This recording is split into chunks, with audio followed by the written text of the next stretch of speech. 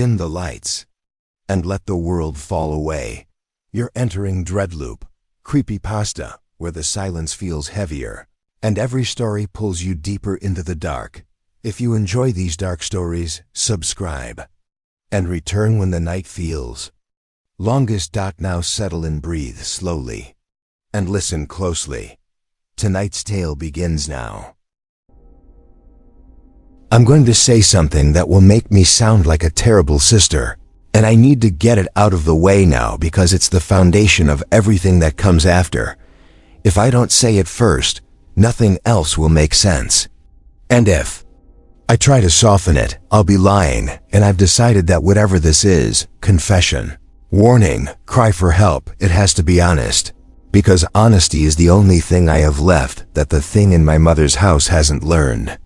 To imitate. My brother, Danny, was difficult. Not in a dramatic way.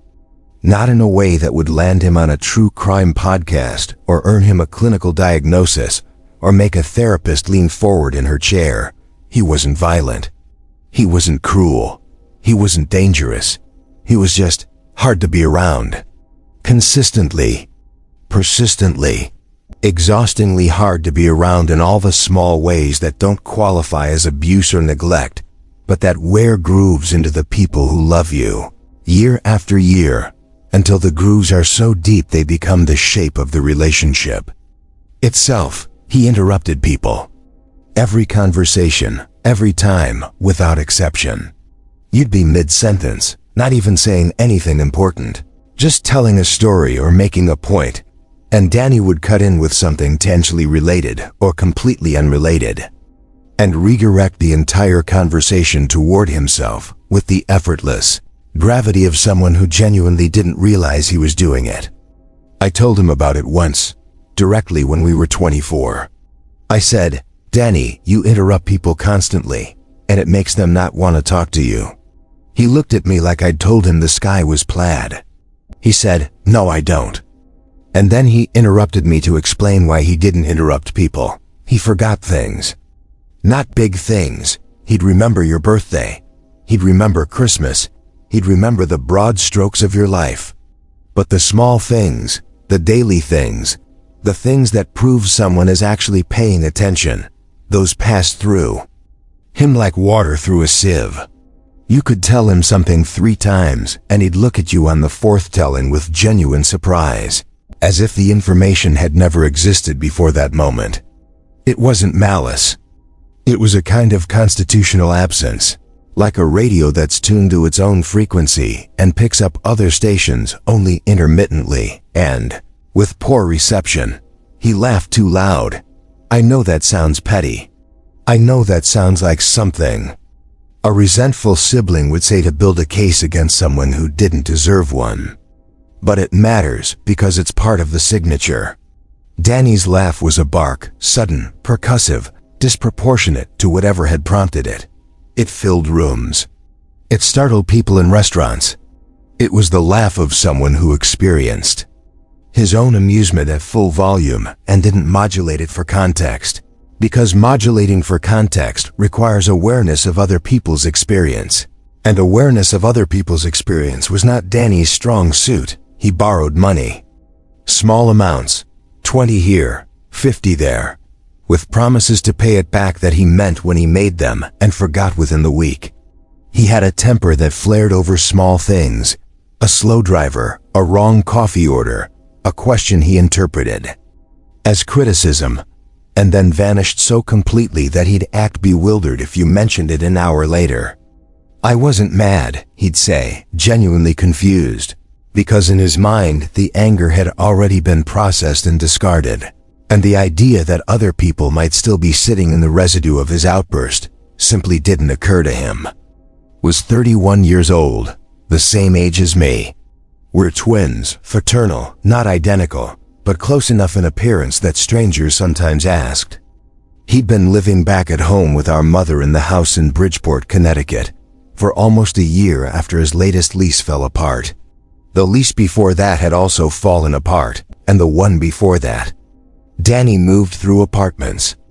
The way he moved through jobs and girlfriends and plans, with initial enthusiasm, A brief period of functionality, and then a gradual decline into the kind of low-grade chaos that isn't dramatic enough to be a crisis, but persistent enough to erode every structure it touches. I loved him. That's not a disclaimer. That's not something I'm saying to balance the account before I say worse things. I loved him in the specific, complicated, non-negotiable way that you love someone you grew up with. Someone who shared a womb with you and a bedroom until you were 11, and a set of inside jokes that no one else on earth would find funny. I loved him, and I found him exhausting. And those two things existed in the same space without canceling each other out, the way they do in every honest family. You don't get to choose. You love the whole person or you don't love them. And the whole person includes the parts that make you want to scream into a pillow. I say all of this. The interrupting, the forgetting, the loud laugh, the borrowed money, the careless anger, because you need to understand what Danny was like before. You need the full picture. You need the texture.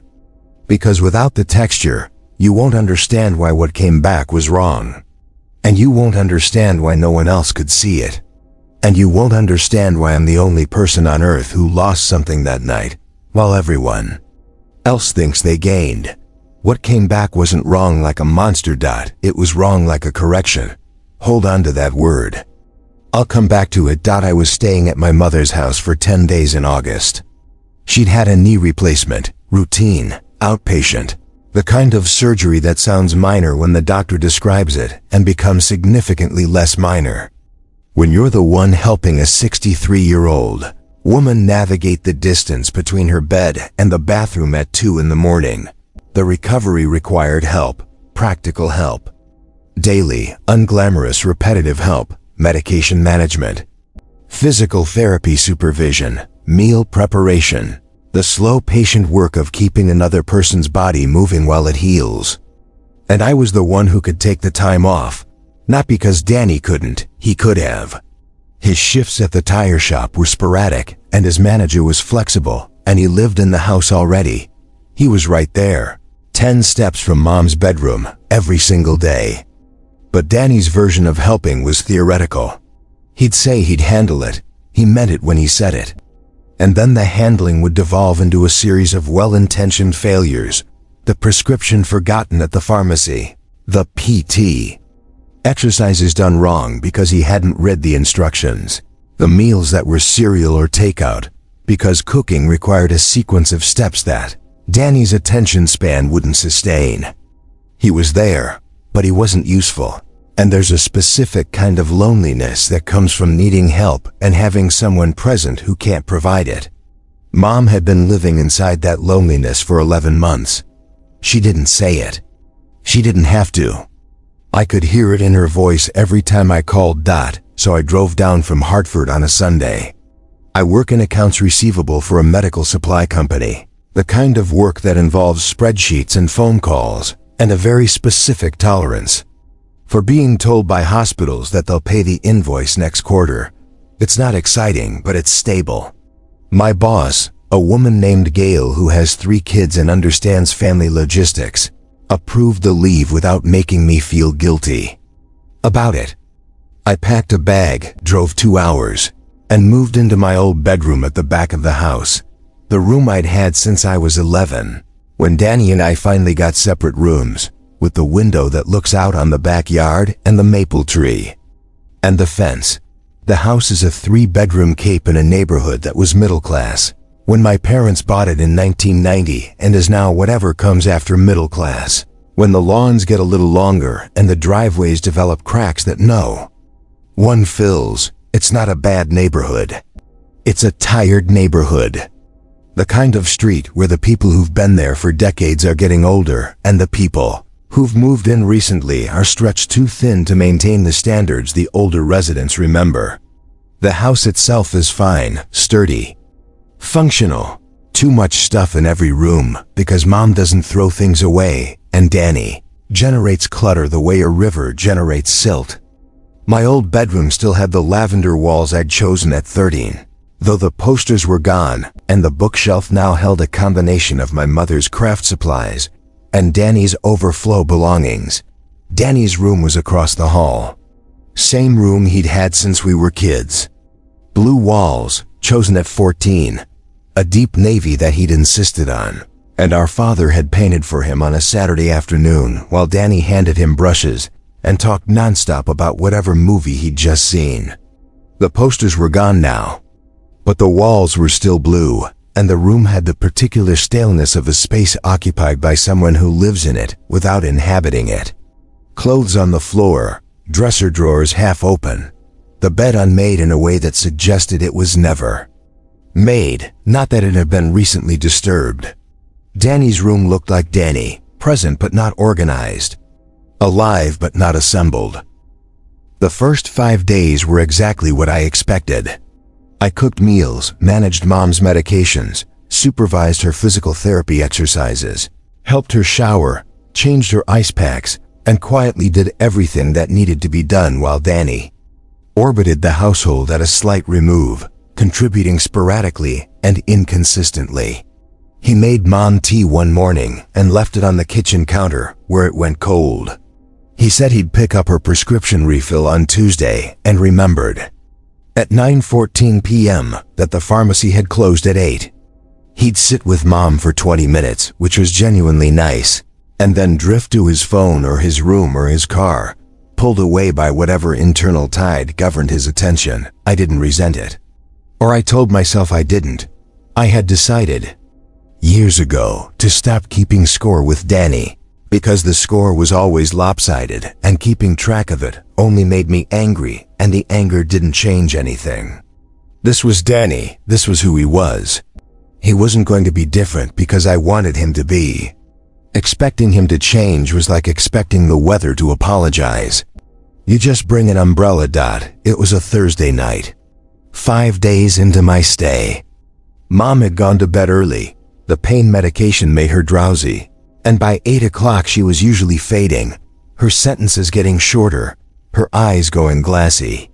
I helped her to bed, set the ice pack on her knee, put her water glass on, the knitstand within arm's reach, and closed her door halfway, the way she liked it. Danny and I were in the living room.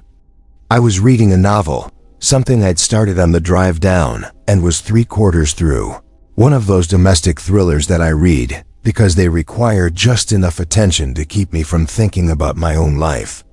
Danny was on his phone, doing whatever Danny did on his phone, scrolling through videos, texting Kevin, looking at things that made him laugh the bark laugh every few minutes. Occasionally he'd turn his screen toward me and say, "Look at this," and it would be a video of a dog doing something or a man falling off something. And I'd say, "Huh," in the way you do when someone needs you to acknowledge what they've shown you, and he'd turn the screen back and keep scrolling. Around 9:30, he stood up. He stretched, arms over his head, spine cracking, the same stretch he'd been doing since high school, and said he was going to drive to the gas station for cigarettes. Danny smoked. Not heavily, not a pack a day, but enough that he needed to make runs for cigarettes at hours when a reasonable person would just wait until morning. I'd stopped commenting on it years ago. Some battles aren't worth the energy. I said the gas station was 10 minutes away. He said he might also stop at Kevin's. Kevin Murillo, his oldest friend, maybe his only real friend, a guy he'd known since 7th grade who lived about 20 minutes south near Stratford in a 1-bedroom apartment above a dry cleaner. Kevin was patient with Danny in the way that long-term friends of difficult people learn to be, not because he didn't notice the flaws, but because the friendship predated the flaws and had its own weight. I said, "Fine. Don't wake Mom when you come in." He said he wouldn't. He grabbed his keys off the hook by the front door. His key ring had a bottle opener on it, one of those novelty keychains shaped like a fish, and it clinked against his car key when he picked it up. That sound. I'd heard it 10,000 times. The clink of Danny's keys was one of those background sounds of my life that I'd stopped noticing and wouldn't have been able to describe if you'd asked me to. But I'd know it anywhere, the way you know the sound of your own front door closing. He left. I heard his car start in the driveway. the specific rattle of his Civic's exhaust. That car was 12 years old and had been making the same unhealthy sound for the last 3 of them. Danny said he'd get it fixed. Danny always said he'd get it fixed. The rattle was as permanent as the car itself. I listened to the exhaust fade as he pulled away, and then the street was quiet, and I was alone in the house with my sleeping mother. And I went back to my book. I read for another hour. The plot resolved in a way I'd predicted 50 pages earlier, which was fine. I wasn't reading for surprise, I was reading for occupation. I closed the book, got up, and did my nightly check. Mom's door, still half open. I looked. In asleep, breathing steady, ice pack still positioned on her knee, water glass untouched, everything fine. I closed the windows in the kitchen, checked the back door, locked. Front door, I locked the handle but left the deadbolt unlatched, so Danny could get in with his key without fumbling. I turned off the lights, went to my room, brushed my teeth, and got into bed. I fell asleep around 11. I'm a solid sleeper, always have been. I go down fast and stay down. Danny used to joke that I slept like I was being paid for it. I woke up at 12:40 a.m. I know the time because I looked at my phone. I don't know what woke me. Not a sound I was conscious of. I was just awake, suddenly and completely, the way you sometimes are when something in your environment has changed, and your body registers it before your mind does. I lay still, listening. The house was quiet. Then I heard the front door. The knob turning, the latch clicking, the door swinging in with the slight creak it makes when it passes the halfway point. A creak that's been there since before I was born, that my father never fixed because he said it was a free alarm system. I heard footsteps in the hallway. Danny's footsteps. He walked heavy, always had, flat-footed and unapologetic on the hardwood. I heard him pass my door. I heard his bedroom door open.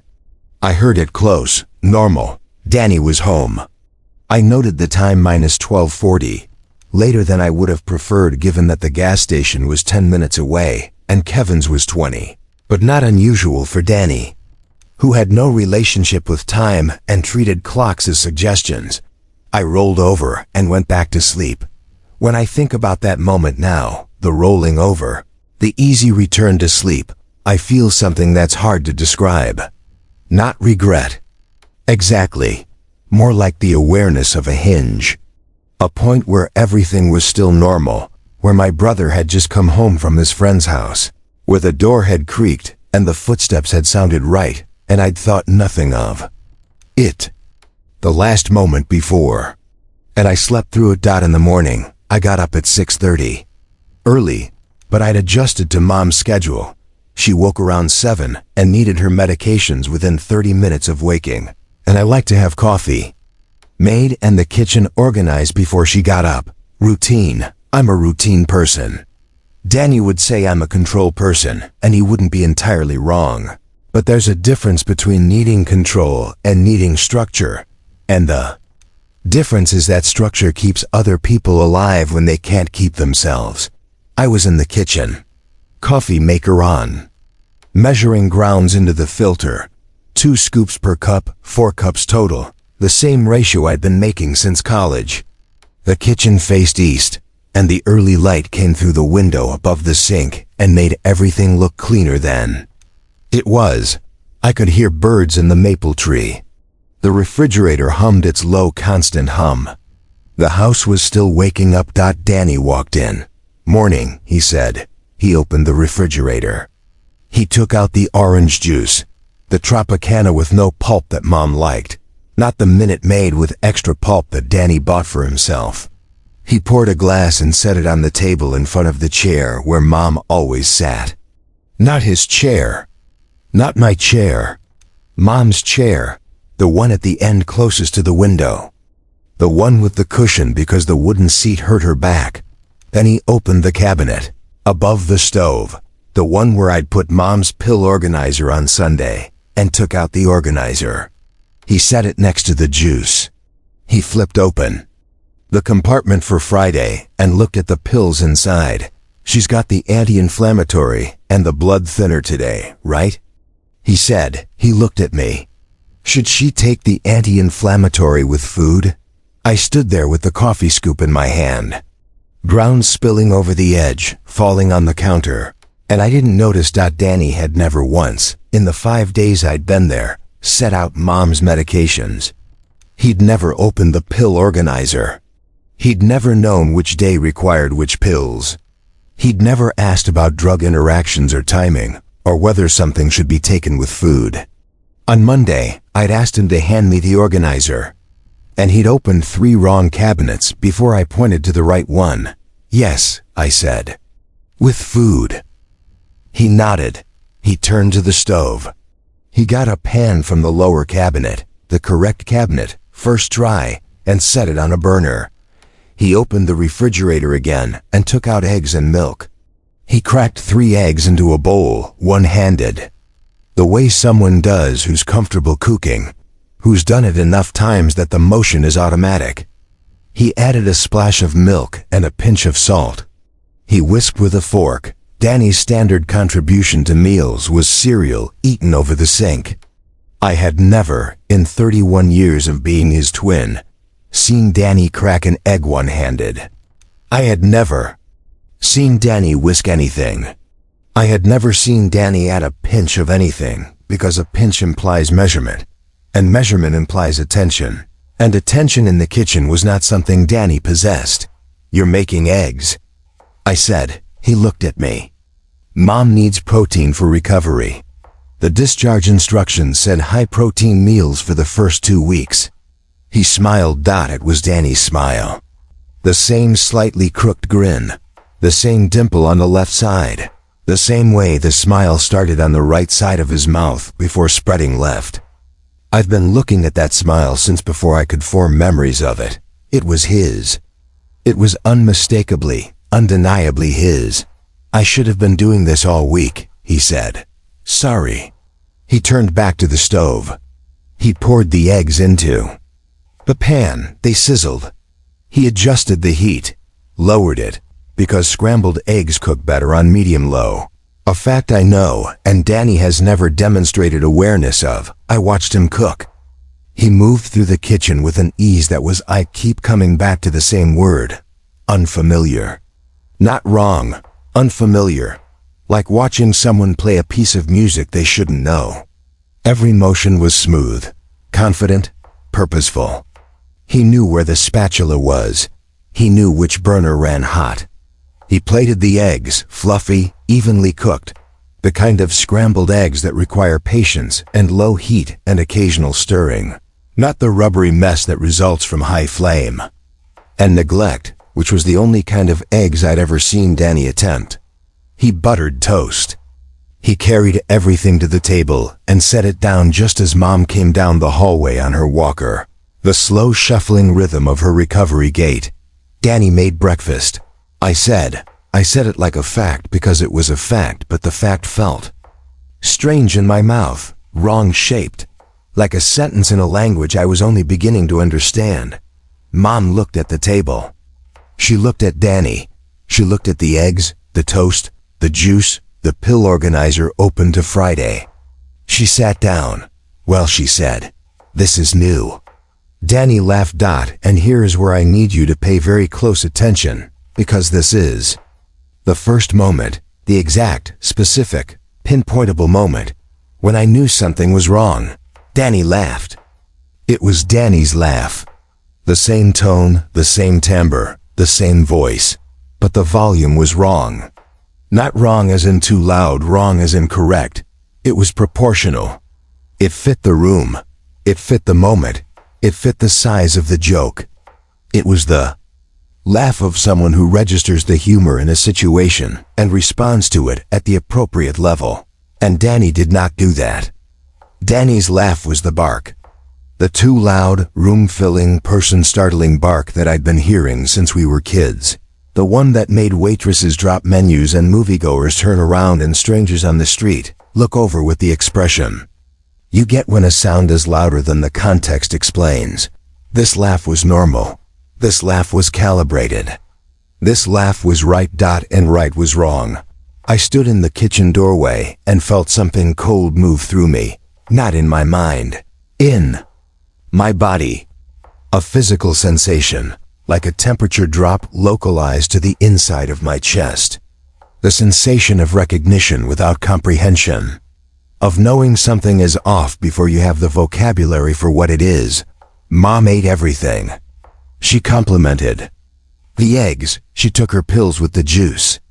Danny watched her take them and said, "The pharmacist said to take the blood thinner at the same time every day. Is morning okay, or should we shift it?" Mom said morning was fine. Danny nodded. He collected the plates.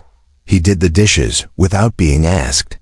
Without me doing them first and him feeling guilty 20 minutes later. Without the dance we'd been doing for 5 days, me washing. Him drying when prompted, both of us pretending this was equitable.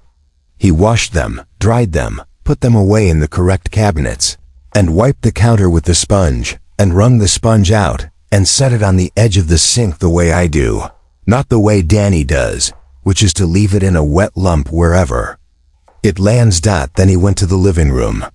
He picked up Mom's physical therapy instruction sheet from the coffee table, the printed handout from the surgeon's office that I'd been working from all week, that Danny had glanced at once and never touched.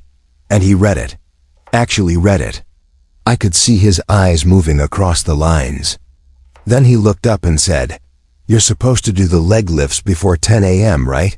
Want me to help?"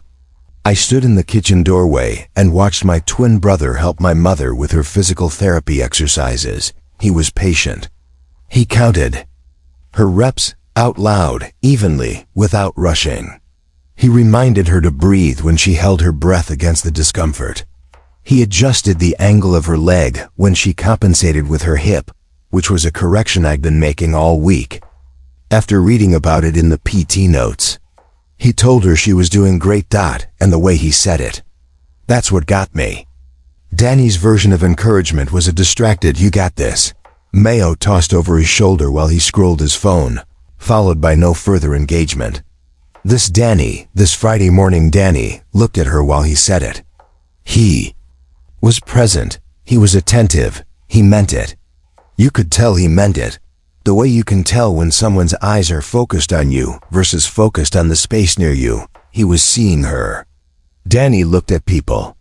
This Danny saw them. I went to my room. I sat on the bed. The lavender walls were around me and the window let in the August morning light, and somewhere down the hall my brother was helping my mother stand up from the couch, and I could hear her laughing, a light, surprised laugh, the laugh of a woman who has been given something she didn't expect and doesn't know what to do with it. I sat on my childhood bed and tried to understand what I was feeling. Because what I was feeling didn't make sense. It didn't have a logical foundation. My brother was being helpful. My brother was being present and attentive and kind in all the specific, practical ways I'd spent 5 days quietly wishing he would be. This was a good thing. This was by any reasonable standard exactly what I wanted. Exactly what Mom needed. Exactly what the situation called for. And I was sitting on the bed with my hands cold and my stomach tight, and a feeling in my chest like the floor had shifted 2 inches to the left, and everything was still standing but nothing was aligned anymore. Because something was wrong with it. Not wrong with what he was doing. Wrong with him. I want to be precise about this, because precision is all I have. The feeling was not jealousy. It was not resentment. It was not the petty sibling reaction of watching your underperforming twin suddenly outperform you and feeling threatened. I've checked myself on this. I've interrogated it from every angle. Rachel, my best friend, who I'll tell you about in a minute, suggested exactly that interpretation, and I sat with it for days, turning it over, trying it on. It doesn't fit. I know what jealousy feels like.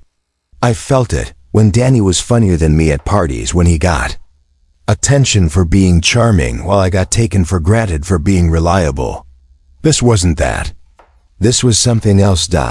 This was the feeling of looking at someone you know better than any other person on earth, Someone whose face is a variation of your face, whose voice is a key that fits the same lock as yours, whose every habit and flaw and rhythm you have memorized through 3 decades of proximity, and seeing the habits without the flaws, seeing the rhythm without the noise, seeing your brother with everything that made him difficult subtracted, and realizing that what's left isn't Danny. It's a sketch of Danny.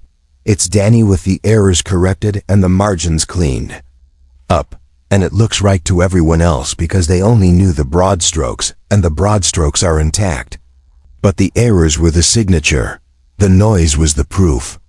And without them, you're looking at a copy so good that no one else can see the difference, and you're the only person in the room who knows the original is gone.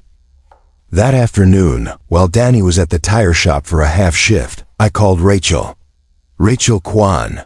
We've been friends since college, freshman year. The kind of friendship that survived graduation and distance and different life trajectories because the foundation was solid enough that the structure held. Rachel is a licensed therapist in private practice in New Haven, which means that conversations with her tend to be more analytically rigorous than conversations with other friends, and I needed that.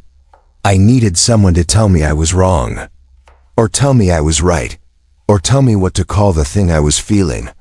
I told her Danny was acting different, better, more responsible, more attentive, more present. I told her about the eggs, the medications, the physical therapy. I told her it was bothering me and I didn't know why. Rachel listened. Rachel is a good listener. It's literally her profession. And she did the thing therapists do where they reflect back what you've said in slightly different language to make sure they've understood. Then she said, carefully, in her professional voice, "Is it possible that some of this is about your role in the family? You've always been the responsible one. Danny stepping up might feel like a challenge to that identity." I considered it. I really did. Rachel is smart, and her interpretation was reasonable, and I owed it the respect of genuine consideration rather than defensive dismissal. Maybe she was right. Maybe I'd built my sense of self around being the one who held things together. And Danny's sudden competence was threatening that structure. But no, Rachel, I said. He made eggs with a splash of milk and a pinch of salt. Danny has never cooked eggs in his life. People can learn to cook eggs, Meg. He knew where the spatula was. He's lived in that house for 11 months. Last week he asked me which drawer the can opener was in. Rachel paused. Maybe he's been paying more attention than you give him credit for. I let it go. She was right. Or she could have been right, and that was the problem. That was the entire problem, compressed into a single conversation. Everything Danny was doing had a plausible explanation. People change. People grow up. People get struck by sudden motivation. Sometimes it happens overnight, triggered by a crisis, a parent's surgery, a sibling's visible disappointment, a moment of self-recognition that lands like a slap. Maybe Danny had watched me run the household for 5 days and felt ashamed. Maybe he'd had a conversation with Kevin on Thursday night that shifted something. Maybe he'd looked in the mirror on Friday morning and decided, simply and finally, to be better. To grow up, to become the person he was capable of being. People do that. It's rare, and it usually doesn't stick, but it happens. It's possible. And because it's possible, it was the explanation that any rational person would choose. The explanation that didn't require believing something impossible. I held onto it the way you hold onto a railing on a ship that's listing. Not because you trust the railing, but because the alternative is the water. Friday evening, I was in the hallway. Danny was in his room, on the phone. His door was open a few inches, enough that I could hear his voice, but not his words. Just the tone, the rhythm, the cadence. He was talking to someone, Kevin, I assumed, and his voice was Danny's voice. Same pitch, same Connecticut accent with its flattened vowels and swallowed RS, same cadence. But the conversation had a quality I couldn't immediately name. I stood in the hallway and listened, and after about 30 seconds I identified it. Turn-taking. He was letting the other person talk. He was waiting until they finished. Then he was responding to what they had actually said, not to what he wanted to say next, not to a tangent the conversation reminded him of, but to the specific content of what the other person had just communicated. And then he was waiting again. Danny on the phone was a monologue machine, always had been. He called you to tell you things, not to hear things. He talked over people with such consistency that his friends had developed strategies. Kevin would just keep talking at the same volume until Danny noticed, which sometimes worked. I would go silent and wait, which never worked because Danny didn't register silence as a signal. He filled every pause, every gap, every breath with words, because silence made him uncomfortable in a way he'd never articulated and probably didn't understand. Silence for Danny was a vacuum that needed filling, and he filled it reflexively, compulsively, the way some people crack their knuckles or bounce their knees. The person on the phone in that bedroom was having a conversation, a real one, with turns and pauses and the unmistakable architecture of two people actually listening to each other. Stood in the hallway and listened for 3 minutes. I'm not proud of that. Eavesdropping on your brother's phone call is not something I would ordinarily do or defend. But I needed to hear it. I needed sustained exposure to the anomaly, not just a glimpse, not just a breakfast. I needed to stand in the wrongness long enough to confirm it was real, and not a projection of my own need to find problems. Where there were none. It was real. 3 minutes of Danny Cavanaugh having a phone conversation, like a person who understands that other people have inner lives. 3 minutes of something I had never witnessed in 31 years. He hung up and came out of his room and saw me in the hallway. I was standing there with no excuse for being there. No laundry in my arms, no reason to be in the hall. Just standing. Listening. Hey, he said. You good? Who was that? Kevin. He's having a rough time with Amy. Amy was Kevin's on-again, off-again girlfriend. I told him to just listen to her more. He paused. Then he said with a small self-aware smile, I know that's kind of ironic, coming from me.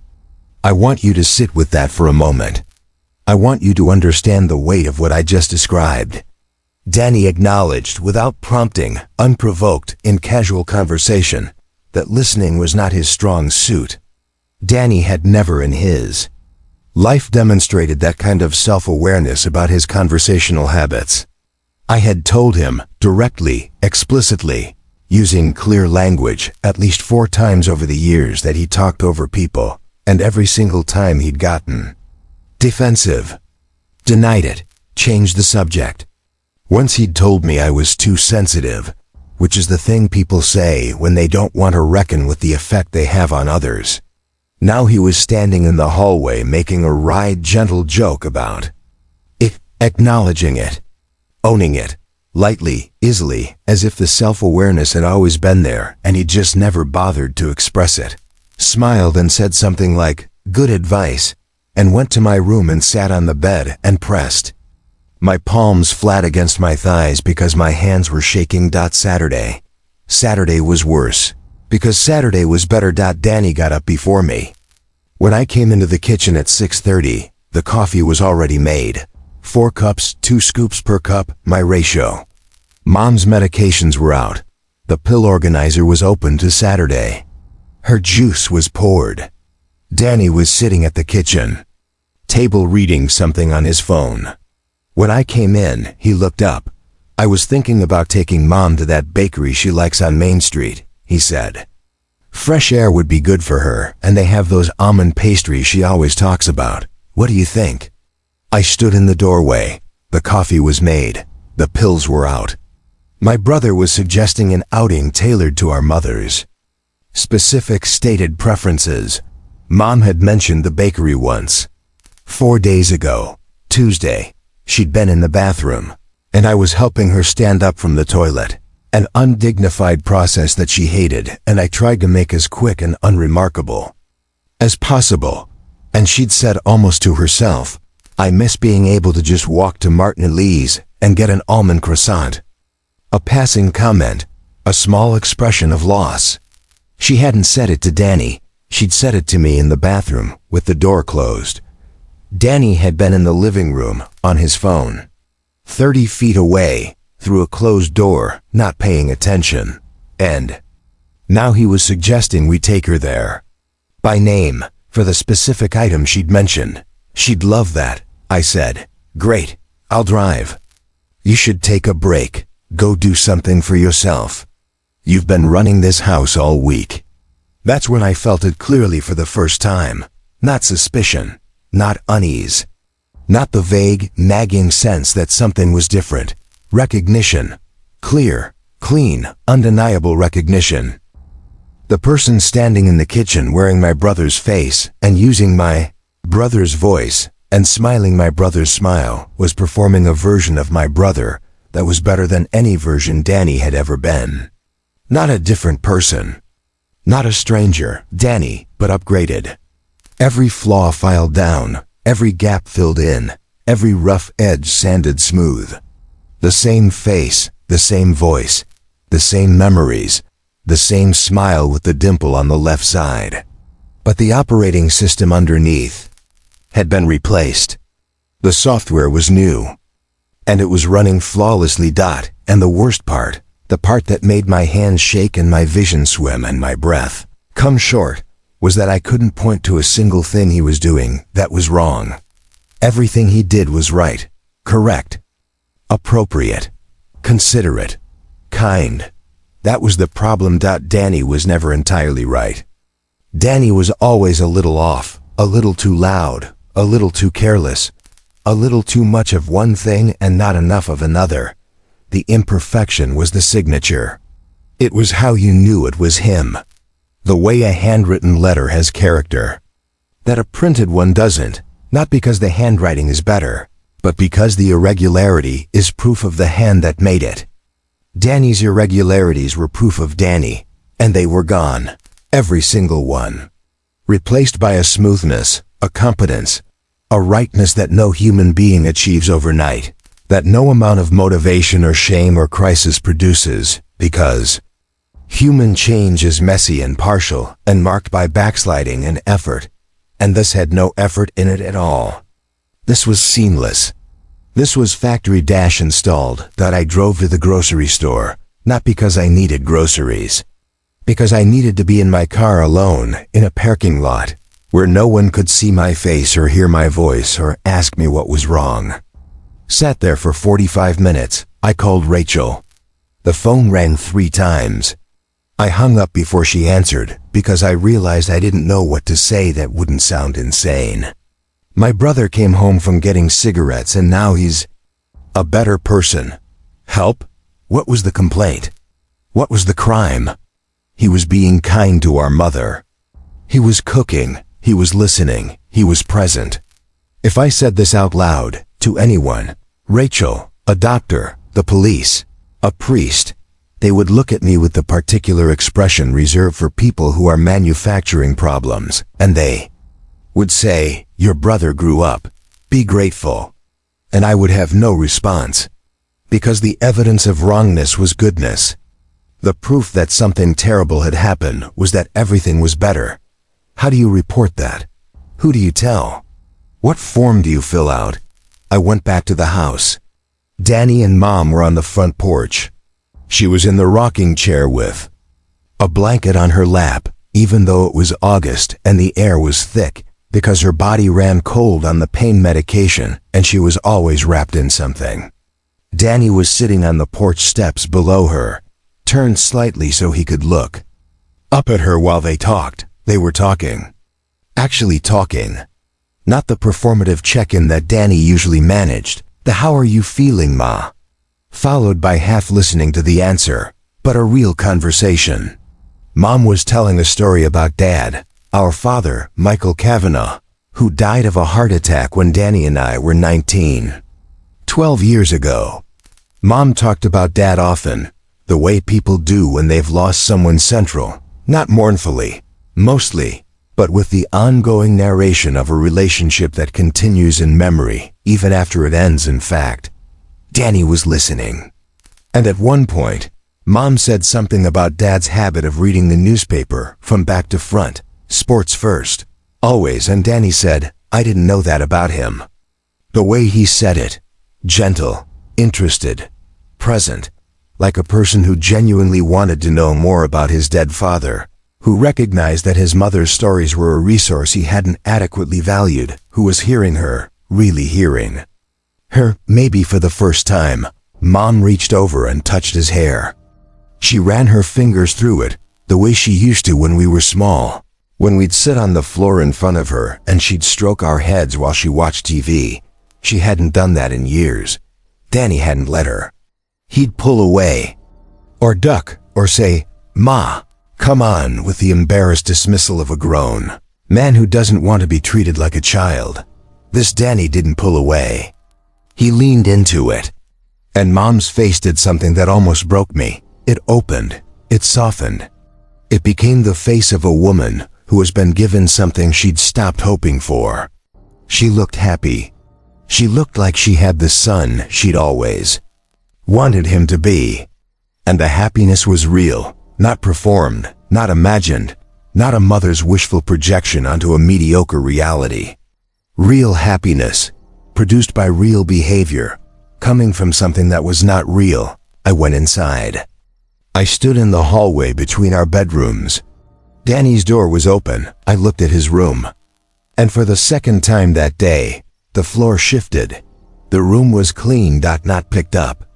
Not surface tidy, the way a room gets when someone shoves everything into a closet before company arrives. Clean. The bed was made with hospital corners, tight, precise, symmetrical. His clothes were folded in the dresser drawers, which were closed. All of them. Every drawer pushed flush with the frame. His shoes were lined up against the wall in pairs. Toes pointed forward. The blue walls looked different, brighter, more intentional, as if the room had been claimed rather than occupied. As if the person living in it had chosen to be there rather than having washed up there after running out of better options. On his desk, a cheap IKEA desk that had been cluttered with receipts and phone chargers and empty cans for the entire 11 months Danny had lived here. There was a notebook. A composition notebook, the black and white marbled kind you buy at any drugstore. It was open to a page with handwriting on it, Danny's handwriting. The same lefty slant, the same blocky capitals, the same slightly uneven pressure that comes from being left-handed in a world designed for right-handed people. I recognized it instantly. I would have recognized it from across a room. It was a list, but not a to-do list, not a grocery list. It was a study guide. At the top of the page, in Danny's hand, Mom. Below that, in neat, organized lines, her medication schedule, drug names and dosages and times. Her favorite foods, the almond croissants, the soup from the diner on Fairfield. Ave, the specific brand of yogurt she liked. Her PT exercises and the time she was supposed to do them. The name of her surgeon. The date of her follow-up appointment. Her blood type, her allergies. The name of the bakery on Main Street. The almond croissants again, underlined. Below that, a section headed, Meg. My name. In my brother's handwriting. My coffee order, large dark roast, black, no sugar. The name of my boss, Gail, the title and author of the book I was reading. The fact that I liked the kitchen quiet in the morning. The fact that I checked on Mom at 11 p.m. before going to bed. The fact that I used 2 scoops of coffee per cup. The fact that I slept with my door open. It was a reference document. A dossier. The kind of thing you'd make if you were learning a role, if you'd been given a part to play and needed to memorize the details of the other characters in order to perform convincingly. Every entry was accurate. Every detail was correct. And each one was written in the handwriting of a person who, 5 days ago, couldn't remember which cabinet the can opener was in. I closed the notebook. I left the room. I walked to the bathroom, locked the door, sat on the edge of the bathtub, pressed my face into a towel, and breathed until I could think. Danny. The real Danny, my Danny, the Danny who'd existed for 31 years. Wouldn't make a list like that. Not because he didn't care about us, he did. He cared in the way that difficult people care, deeply, genuinely, and with almost no practical expression. Caring for Danny was an emotion that existed in his chest and never reliably made it to his hands. He felt things and didn't act on them. He loved Mom and forgot her prescriptions. He loved me and interrupted me mid-sentence. The gap between intention and execution was Danny's fundamental feature. It was his defining flaw. It was permanent and structural, like a bone that healed crooked, not because the bone was bad, but because it had set wrong, and now the wrongness was the shape. The person in the next room had corrected the flaw, had bridged the gap between feeling and doing, had taken the love that Danny felt and built a pipeline to the actions that love required. Medications, meals, PT supervision, croissants, a study guide with my coffee order in it. The love was the same. The delivery system was new. And the delivery system was perfect. And I hated it. I hated it because it was better. I hated it because my mother was happier. I hated it because the house felt lighter and calmer, and more like a home that it had in years. I hated it because everything was improved, and I was the only person in the world who could feel the scene. That Saturday evening, Danny was in the living room watching a movie with Mom, a romantic comedy, something with Sandra Bullock, one of the older ones Mom had seen 15 times and still loved. Danny's taste in movies ran toward action and true crime. He'd always been dismissive of Mom's preferences, not cruelly, just with the lazy indifference of someone who didn't think about other people's enjoyment as a category that existed. He'd walk through the living room while Mom was watching something and say, "How can you watch this stuff?" Not as an insult, just as a genuine failure of imagination, a real inability to understand that another person might find pleasure in something he didn't. Now he was watching it with her, on the couch, close enough that their arms touched. He was laughing at the right parts, the comedic beats, the physical humor, the rom-com rhythms that require a specific kind of engagement that Danny had never demonstrated. During a quiet scene, one of those mid-movie moments where the leads almost kiss and then don't, he got up, went to the kitchen, and came back with a cup of tea, chamomile, Mom's nighttime tea. She hadn't asked for it. He just brought it. He set it on the side table near her hand and sat back down without comment, without drawing attention to the gesture, without the "look what I did" energy that usually accompanied Danny's rare acts of consideration. I sat in the kitchen and listened to them through the doorway.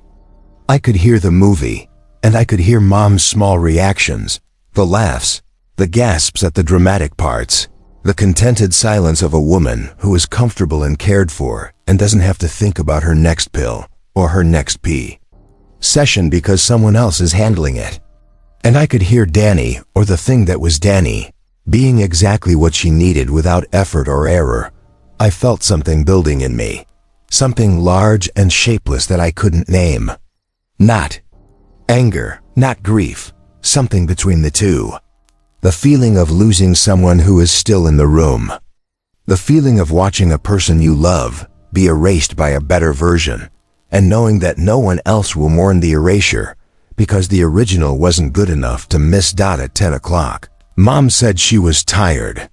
Danny helped her up from the couch. He walked beside her down the hall, matching her pace, not rushing, not hovering, just present. He waited while she used the bathroom. He made sure her ice pack was ready and her water glass was full and her phone was charged and plugged in on the nightstand. He said good night.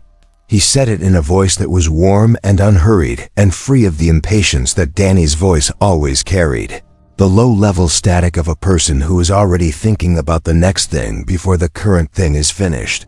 I heard Mom say, "Thank you, sweetheart," and the tenderness in her voice, the gratitude, the surprised joy.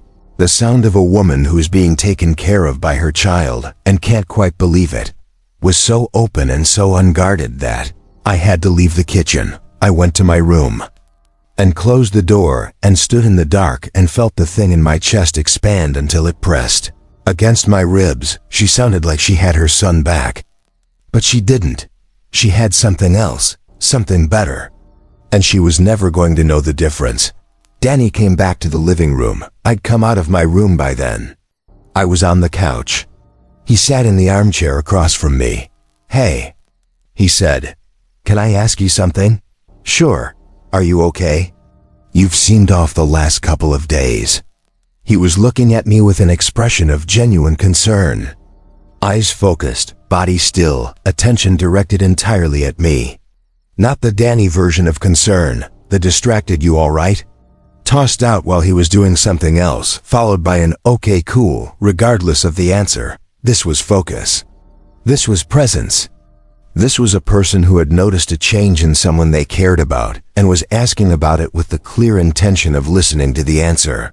"I'm fine," I said. "You don't seem fine, and you don't have to be." He leaned forward. "Slightly. This is a lot, taking care of Mom, being away from your routine, dealing with me being useless all week before I got my act together." The smile, the dimple, the crooked grin. "I'm sorry it took me so long to step up. I should have been better from the start." Every word was right. The self-awareness, the apology, the acknowledgement of my effort, the humor to soften the sincerity, the perfect balance of responsibility and lightness. It was a response constructed, and I use that word deliberately, to address every dimension of what I might be feeling. My exhaustion, my frustration, my need to be seen, my need to be thanked. It covered everything. It left nothing out. Danny had never apologized to me like that. Danny had never apologized to me at all, not for anything real, not with specificity, not with the implicit admission that he'd been a burden. Our dynamic didn't include apologies.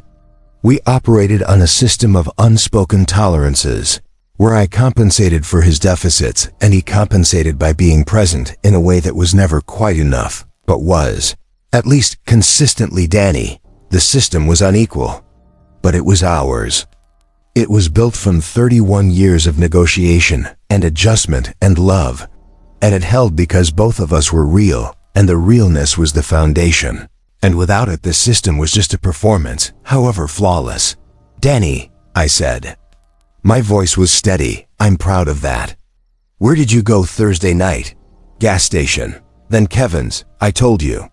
"What time did you get to Kevin's?" "Maybe 10. We hung out for a couple hours." "Why? What did you guys do?" He looked at me. The concern was still there, the focused, attentive concern that was so unlike Danny and so perfectly like what Danny should have been. But something else was under it now. A stillness. Not the stillness of a person thinking. A different kind of stillness, a waiting quality. Like a system that has received an unexpected input and is determining the appropriate output. "We just talked," he said. "Watched some TV, nothing exciting." "What did you watch?" The pause was less than a second. Most people wouldn't have caught it.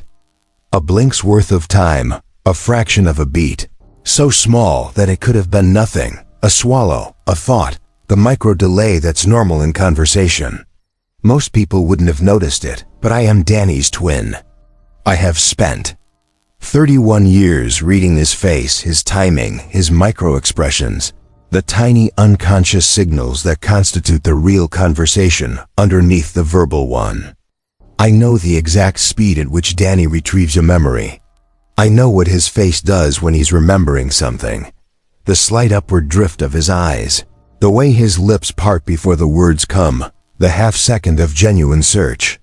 And the answer to "what did you watch at Kevin's" should have come with that search, with a moment of authentic recall, slightly uncertain, slightly approximate, because Danny never paid close attention to what he was watching and could usually only give you a genre, not a title. Instead, the pause was empty.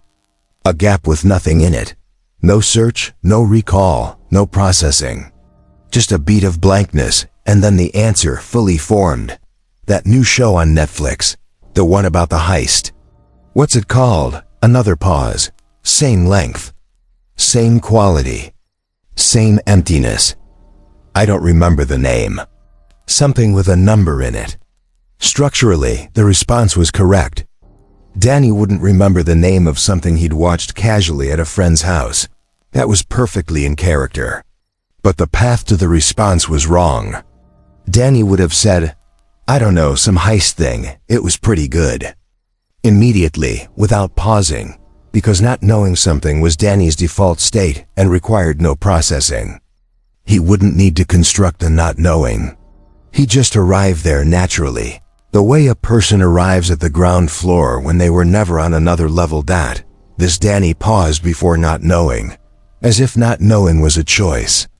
As if knowing was available, and the performance of not knowing required a moment of selection.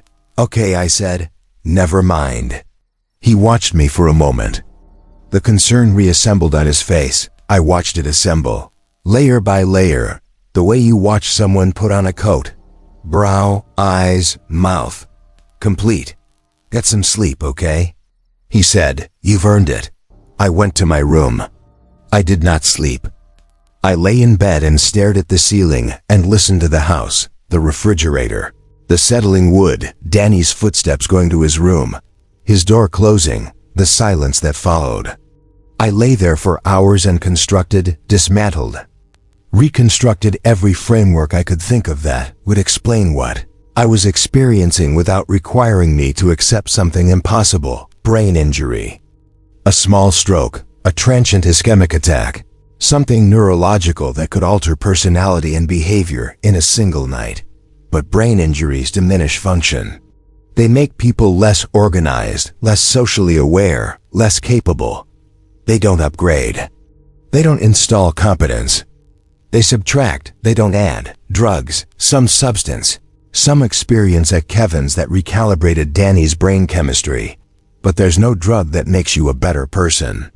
There's no chemical that installs patience, self-awareness, culinary skill, and the ability to read a physical therapy instruction sheet. Drugs alter mood. They don't rewrite character. A decision, a conscious, deliberate choice to change, made in a single evening and executed perfectly from the first morning onward. A moment of revelation, a turning point, a lightning bolt of self-awareness. But people don't change like this. Change is iterative. Change is inconsistent. Change is 2 steps forward and 1 step back, and a bad day that undoes a week of progress, and a slow, grinding accumulation of effort that sometimes, over months or years, produces a different person. Change is not a switch. You don't flip it Thursday night and wake up Friday morning as a completed version of yourself with no seams, no effort, no backsliding, no trace of the person you were 12 hours ago. None of the frameworks held.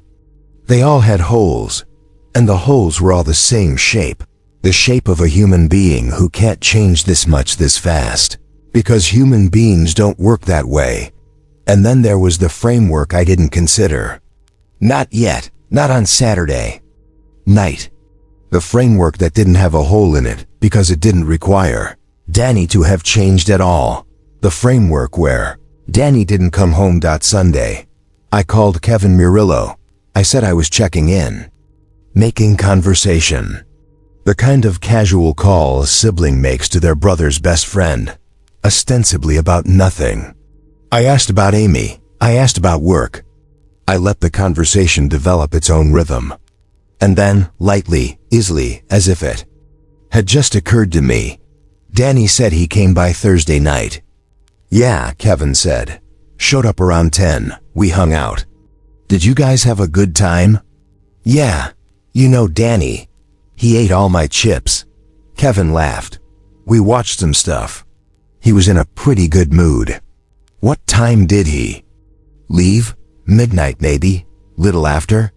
Did he seem, I don't know, different to you? Different how? More put together? More responsible? Kevin laughed again. The kind of laugh that means the question is funny because the answer is obvious. Danny? No, same old Danny. He talked through the whole show. I had to rewind like 3 times. Same old Danny. At Kevin's, at midnight. Danny was still Danny. Interrupting. Oblivious. Eating someone else's food without noticing the bag was getting empty. The Danny I knew. The Danny who'd existed for 31 years. Alive and present. And entirely himself at midnight on Thursday. He left Kevin's at midnight. He arrived home at 12:40. A 20-minute drive. Kevin's apartment was in Stratford. Our mother's house was in Bridgeport.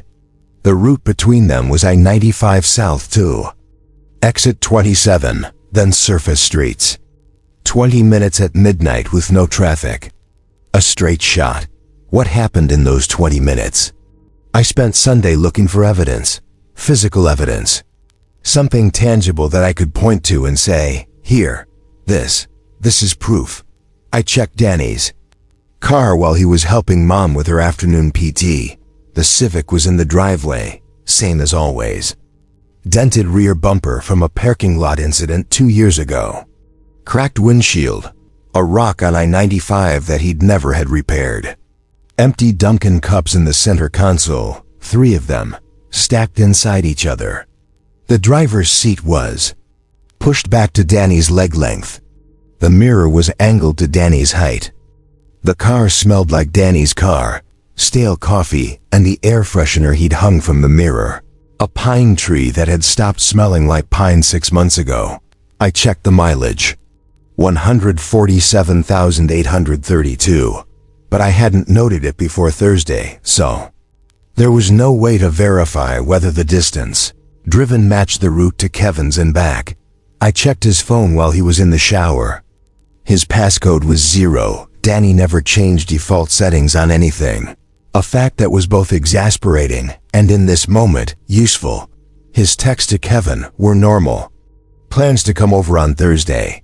Heading over in 15. A message at 12:03 a.m. Heading out to X bro. Kevin's reply. A thumbs up emoji. Nothing after. No other text that night. No calls. His Maps app showed no recent navigation. Danny never used GPS for routes he knew. His search history was unremarkable. YouTube videos, sports scores.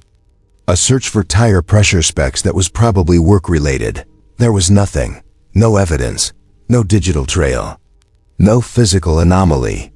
Just a 20-minute gap between Kevin's apartment and our mother's house, and a person who came through.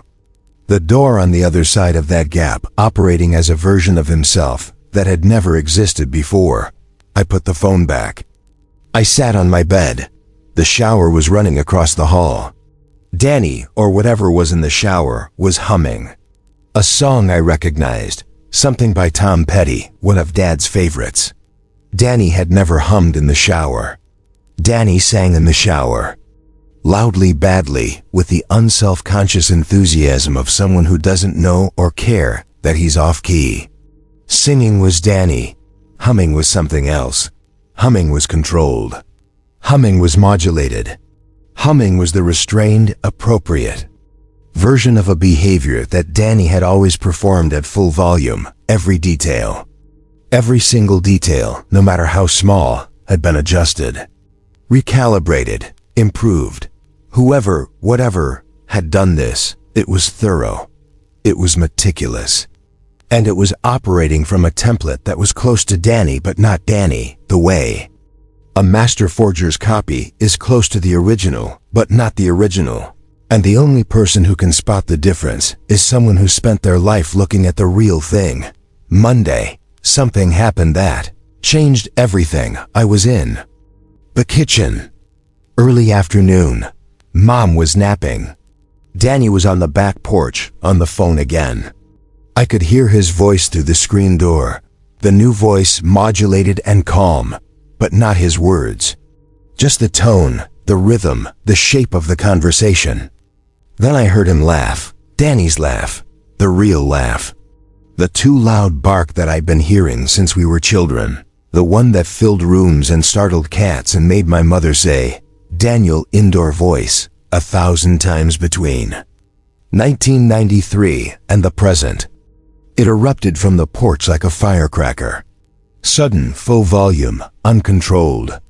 2 seconds of pure, undiluted Danny, and then it stopped, not faded. Not trailed off, stopped, cut off like a hand over a mouth, like a switch flipped. And when he spoke again, the voice was the new voice, smooth, proportional, correct. The real laugh. Breaking through. For 2 seconds, something underneath the surface had erupted. The actual Danny, the original, the person who'd left the house on Thursday night. And then it was corrected. Pulled back. Overwritten. Like a system error caught and patched. In real time, I moved to the screen door. Slowly. I stood behind it, looking through the mesh at the porch. Danny was standing at the railing with his back to me, phone to his ear. He was still. Very still. And here is where I need to be very precise, because what I saw in this moment is the single clearest piece of evidence I have, and I need you to understand it exactly as it happened. Danny was standing still. Not the kind of still that a person is when they're relaxed or thinking, or looking at something in the distance. People, when they stand still, are never actually still. They shift their weight, they adjust their posture, they fidget. A hand in a pocket, a scratch behind the ear, a micro movement of the head or the shoulders or the feet. The body is always in negotiation with gravity, always making small adjustments, always alive in the way that living things are alive, which is to say in constant, subtle, involuntary motion. Danny was not moving, at all. Not a shift, not a sway, not a twitch. He was standing at the porch railing with his phone to his ear, and his body was as motionless as the railing itself. As the house. As a thing that doesn't need to move because it isn't subject to the forces that make living bodies move. He was still the way a photograph is still. It lasted maybe 10 seconds. And I watched this happen. I watched the transition. His weight shifted. His free hand came up and scratched the back of his neck. He turned halfway and saw me through the screen door and smiled. The dimple, the grin, and held up one finger, 1 minute. Then he turned back and kept talking. The motion came back. The human animation re-engaged. But for those 10 seconds, he'd been something else. Something that stood without moving. Because it didn't have the body's involuntary need to move. Something that forgot to perform aliveness briefly and was caught. Tuesday morning. I decided to test it. I'd been up most of the night, not sleeping, thinking, running scenarios. Constructing a methodology, because methodology is what I have. I work with data, with verification, with the process of confirming that what someone says matches what actually is. I needed a test. Not a test of what he knew, because he seemed to know everything Danny knew. Not a test of how he looked, because he looked exactly like Danny. A test of the texture, the fine grain, the microscopic details that exist only between two people who shared a life and never wrote any of it down. Danny and I had a memory from when we were 8. We'd been playing in the backyard, the same backyard where he now helped Mom with PT, the same yard with the maple tree and the fence. We found a bird, a cardinal bright red, lying in the grass near the fence line. Dead. Its eyes were open and its body was stiff. And I remember the color of it, that impossible red against the green grass, and the way it looked both real and not real, like a toy someone had placed there. Danny picked it up with his bare hands. I screamed at him. I was 8. I thought touching a dead bird meant you'd catch whatever killed it. He ignored me. He carried it to the base of the maple tree and insisted we bury it. We dug a hole with a serving spoon from the kitchen.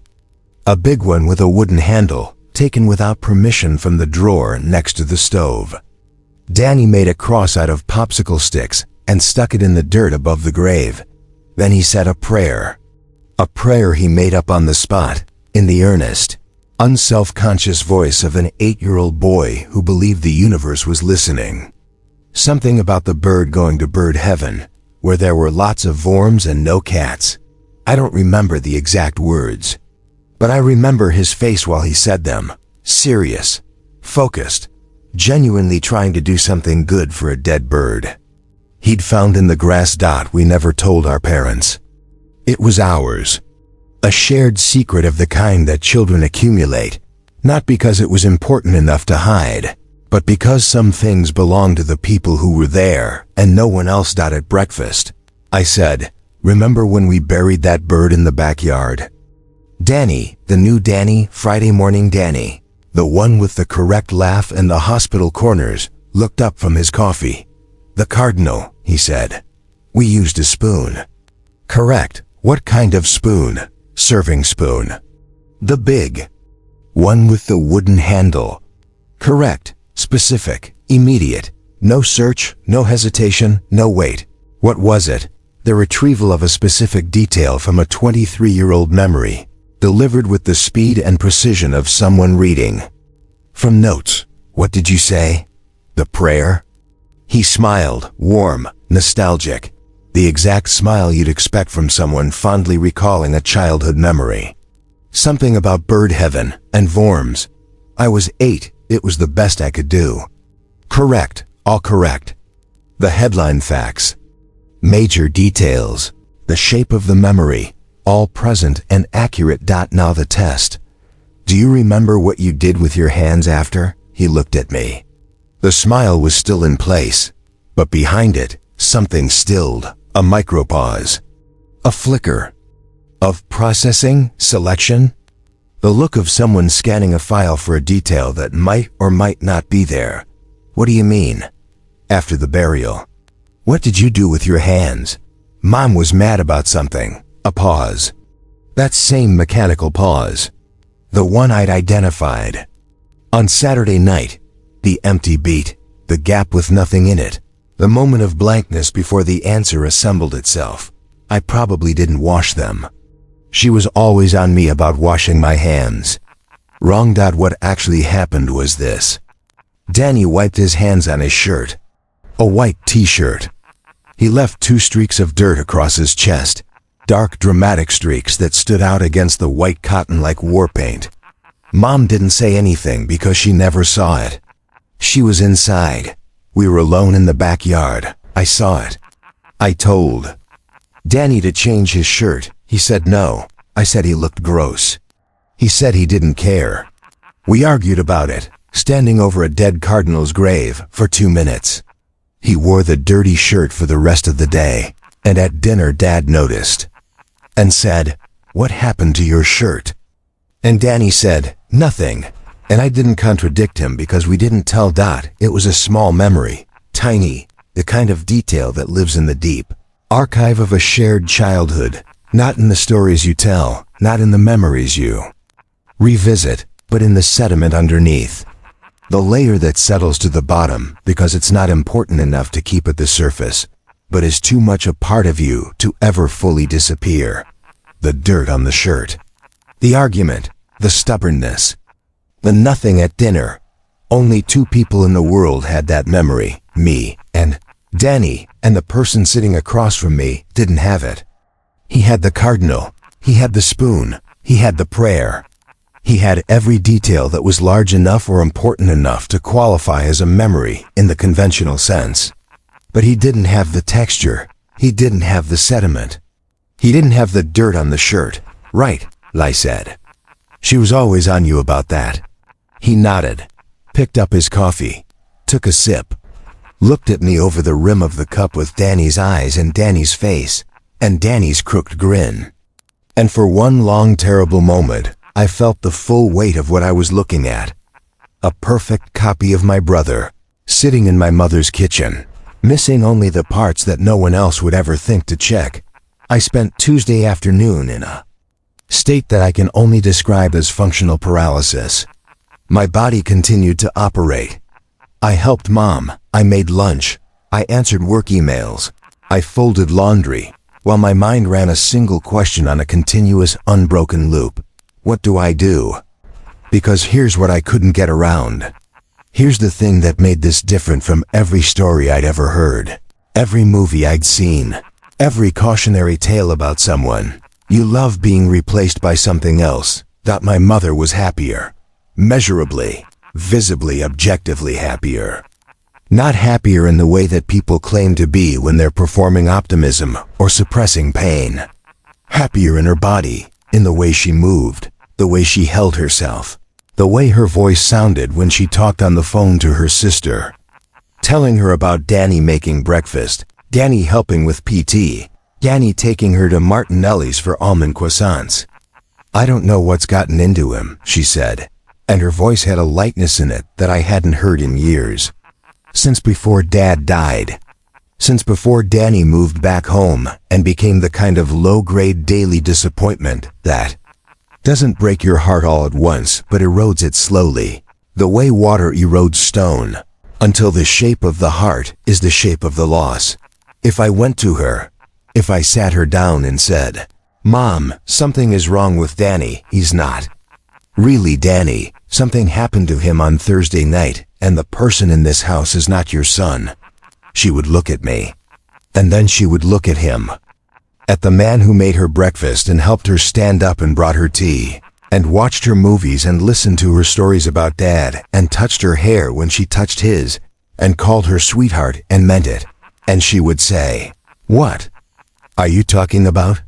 This is the best he's ever been," and she would be right. He was the best he'd ever been. And the best he'd ever been was not him. Who do you tell? Who do you go to when the crime is improvement? When the evidence of wrongness is competence, and the proof that something terrible has happened is that everyone around you is happier? What form do you fill out? What authority do you call? Officer, my brother is being kind to our mother. Doctor, my twin has become a better person.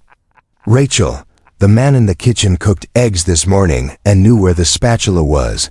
And I think something took my brother on a dark road in Connecticut and sent back an upgrade. Wednesday, I decided to follow Danny. He said he was going to the tire shop for a half shift. He left at 9. I waited 10 minutes, got in my car, and drove to the shop on Route 1. His Civic was in the lot, parked in the same spot he always used, far corner, by the dumpster, because Danny was never organized enough to arrive early and get a better spot. Through the window of the shop, I could see him at the counter, talking to a customer, smiling, professional. The customer was nodding, looking satisfied. The manager, a man named Ray I'd met once, walked past and clapped Danny on the shoulder. Danny said something that made Ray laugh. Danny had been working at this tire shop for 7 months. In that time, according to what he'd told me, he'd been written up once for being late and once for being on his phone during a customer interaction. Ray tolerated him because Danny was strong and could change tires fast and didn't complain about the heavy work. But Ray didn't clap him on the shoulder. Ray didn't laugh at his jokes. That relationship didn't include camaraderie, because Danny hadn't earned it. Now Ray was laughing. Now the customer was nodding. Now everything, everywhere was better. I parked across the street and waited. Danny worked until 2. He came out, got in his car, and pulled out of the lot. I followed at what I hoped was an inconspicuous distance. 3 car lengths, 1 lane over. He drove north on Route 1. He turned into the grocery store parking lot. He went inside. He came out 15 minutes later with 4 bags. He drove home. I gave him 5 minutes, then pulled into the driveway. When I walked in, the groceries were on the counter. He was putting them away. He'd bought everything on the list I'd stuck to the refrigerator that morning. Milk, bread, the yogurt Mom liked, chicken thighs for the soup I'd planned to make, and flowers. A bouquet of daisies in a clear plastic sleeve from the floral section.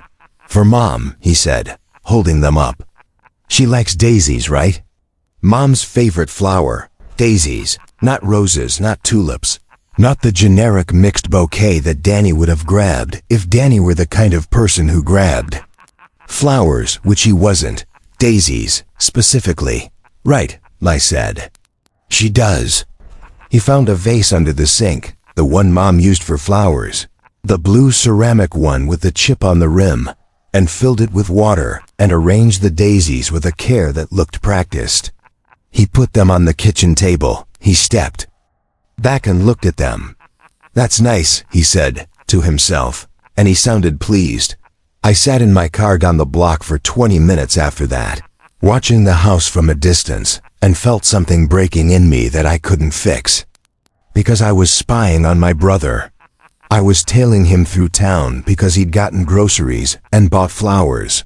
I was running surveillance on a man whose crime was competence, whose offense was consideration, whose transgression was being good.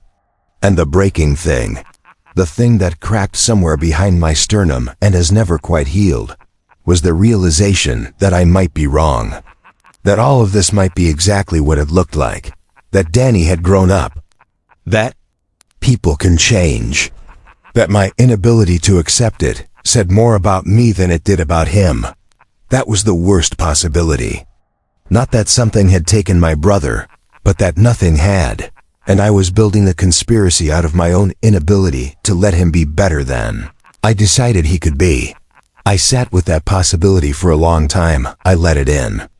I gave it a fair hearing. And then I went home and walked past his room and saw the notebook open on the desk. Mom Meg, the study guide, the dossier, and the possibility died. Because people who are genuinely changing don't need notes. People who are becoming better don't need a reference document. People who are growing into themselves don't study their family like a role they've been assigned to play. Wednesday night, 1 a.m., I made a decision, and I'm going to tell you about it because I need someone to know, even though it sounds unforgivable. I got out of bed. I crossed the hallway. I opened Danny's door. He was asleep. On his back. Blanket pulled up to his chest, arms at his sides, head centered on the pillow. The blue walls of his room were dark around him. The streetlight outside his window came through the blinds in thin horizontal bars that lay across the bed like the lines of a staff. I stood in the doorway and looked at him, my twin brother, the person I had shared my life with since before either of us had a life to share.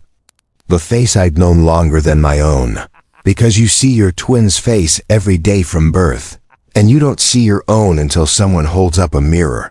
He looked like Danny, every detail, every angle, the way his mouth fell open slightly in sleep, the way his left hand rested on his stomach, the small scar on his chin, a crescent-shaped mark from a fight in 11th grade, from the ring of a kid named Derek Foss who'd called Kevin Murillo a slur, and Danny had swung first and swung wrong, and Derek's class ring had caught him. On the way down, I'd driven Danny to the emergency room. He'd needed 4 stitches. He'd been furious. Not at Derek, at himself, for swinging wrong. The scar was there. Crescent-shaped, slightly raised, exactly where it had always been. Whatever this was, it had the scar. It had every physical detail. It was flawless. I stepped into the room. I walked to the bed. I stood over my brother, over the thing that was or wasn't my brother, and I looked at him the way I hadn't let myself look at him since Friday morning. Without politeness, without the social contract that prevents you from staring at another person's sleeping face with the focused, forensic intensity of someone looking for a flaw in a diamond. I looked. His skin was Danny's skin. His hair was Danny's hair. Brown, slightly wavy, thinning at the temples the same way mine was, the genetic gift of our mother's side. His breathing was even. His chest rose and fell. But there was a quality to his stillness that was wrong. Not inhuman, or not obviously inhuman, but too complete, too even, too symmetric. Sleep has texture. Sleep has interruption.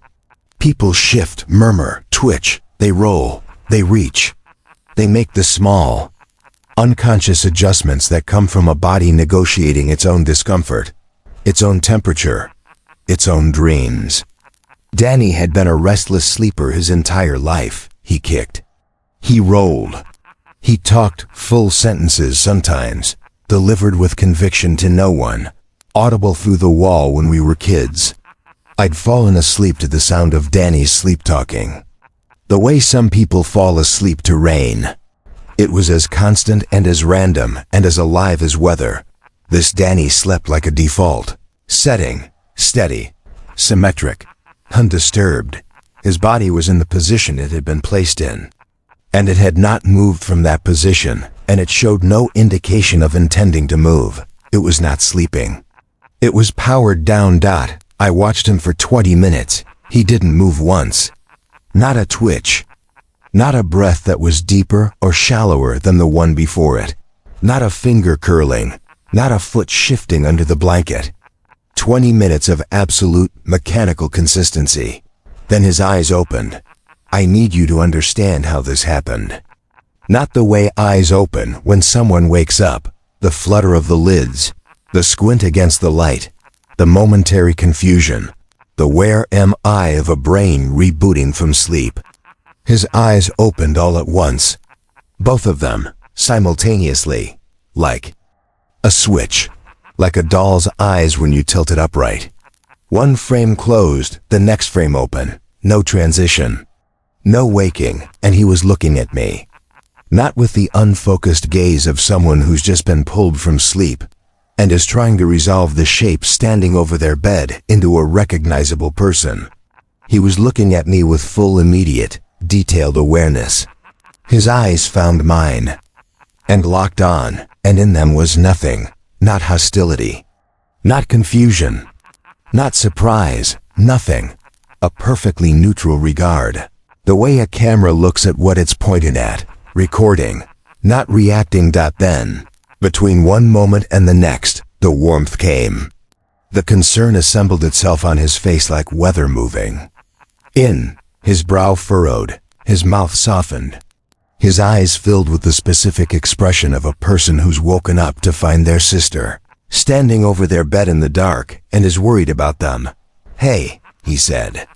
His voice was calm.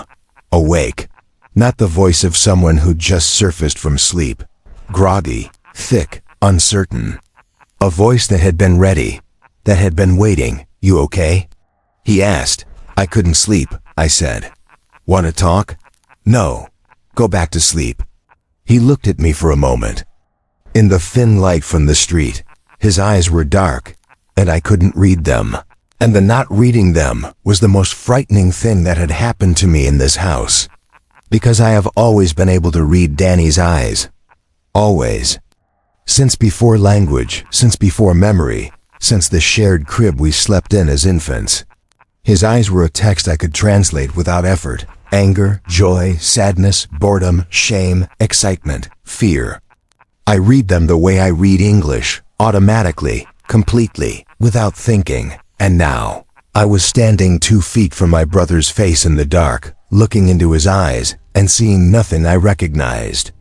The surface was Danny's, the color, the shape, the distance between them, the faint crinkle at the corners. But behind the surface, there was a wall, a blankness. The eyes of something that was wearing Danny's eyes the way you'd wear contact lenses. Over something else. "Okay," he said. "Good night, Meg." He closed his eyes. The same way they'd opened. All at once, simultaneously, a switch flipped in reverse. And within seconds, his breathing was even again. His body was still. Again, and the room was just a room with a person sleeping in it. And if I hadn't been standing there watching, I would never have known that anything had happened. I went back to my room. I did not sleep that night. That Thursday morning. 1 week since the night Danny went out for cigarettes and came back as someone else. I packed my bag. I told Mom I had to go back to Hartford for a work emergency, a compliance issue that needed in-person attention.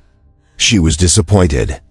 I could see it in her face, the way it fell slightly before she caught it and rearranged it into understanding. The way mothers do when they don't want you to feel guilty for leaving, even though they need you to stay. I told her I'd be back.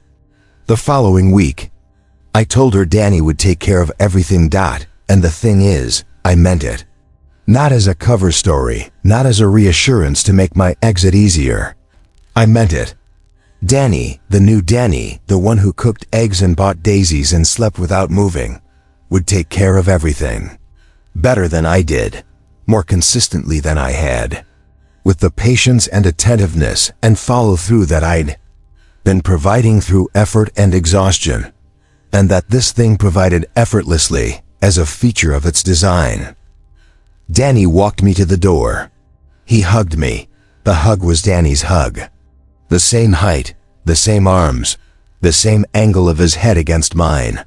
He smelled like Danny, the same shampoo, the same deodorant, the same underlying human smell that is specific to every body and that I would recognize in a dark room with 100 people.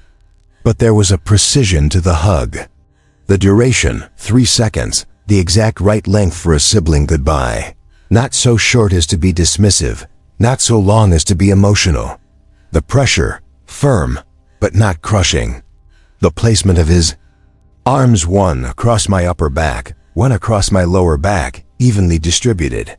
It was an ergonomically perfect hug. A hug designed by someone who understood what a hug was supposed to do and had executed it according to specification. Danny's real hugs were messy. He'd grab you too hard. He'd hold on a beat too long or let go a beat too soon. He'd pat your back with the flat of his hand in the way that men do when they're hugging someone and don't know what to do with their hands. The imperfection was the warmth. The mess was the love. This hug had no mess in it. I drove to Hartford. I did not go back the following week. I called Mom every day, sometimes twice. She sounded better each time. Danny was wonderful, she said. Danny was cooking dinner every night.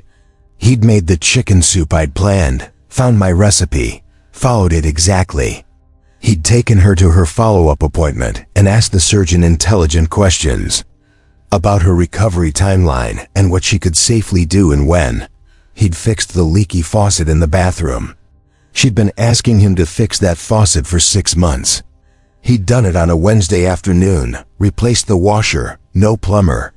No fuss. I don't know what happened to him, she said on the third call. Her voice was light, amazed, grateful in a way that made me want to cry. But whatever it was, I'm grateful. What do you say to that? Mom, the thing fixing your faucet isn't Danny. It doesn't have his laugh. It doesn't remember the dirt on his shirt. It sleeps like a machine and opens its eyes like a power button being pressed. But it cooks you soup and buys you daisies and calls you sweetheart and takes you to the doctor, and you're happier than you've been in 12 years since before Dad died. Since before the world started taking things from you one at a time. So what exactly am I supposed to do about that? What am I supposed to take from you? I said nothing. I said, that's great, Mom. I'm glad. 2 weeks after I left, I drove back to Bridgeport. Not to the house. Not to Mom. To Kevin Marilla's apartment in Stratford's 2nd floor, above the dry cleaner.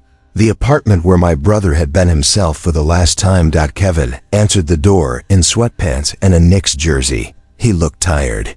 He and Amy had broken up again, and the apartment had the particular desolation of a recently resingled man. I asked if I could come in. He said sure. We sat in his living room. I made small talk. I complimented his TV. I asked about work. And then I said, I need you to tell me exactly what happened the night Danny came over. Thursday, August 8th. Kevin looked at me with the expression of someone who's been asked a question they don't understand the urgency of. He told me the same thing he'd told me on the phone. Danny showed up around 10.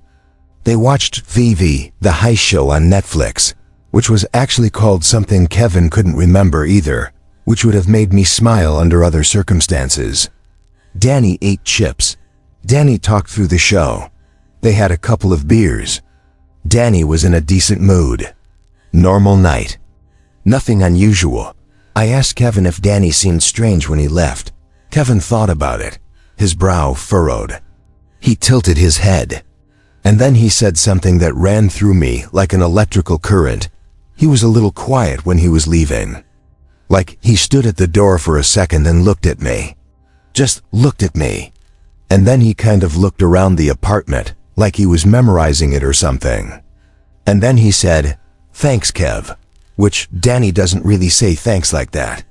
Usually he just says later and walks out. I kept my voice steady. What did the thanks sound like? Kevin looked at me like the question was strange. And then he said, "Like final?" Like he knew it was the last time. We sat there. Kevin's refrigerator hummed. Traffic passed on the street below.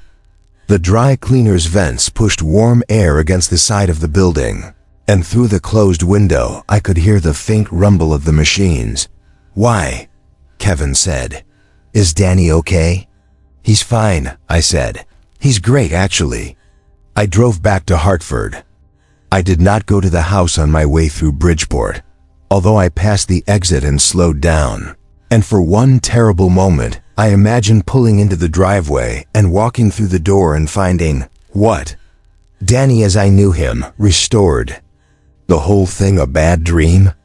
Or the thing at the kitchen table, studying its notebook, perfecting its performance, becoming more Danny than Danny had ever been. I kept driving. I went home. That was 4 months ago. The new Danny still lives with Mom.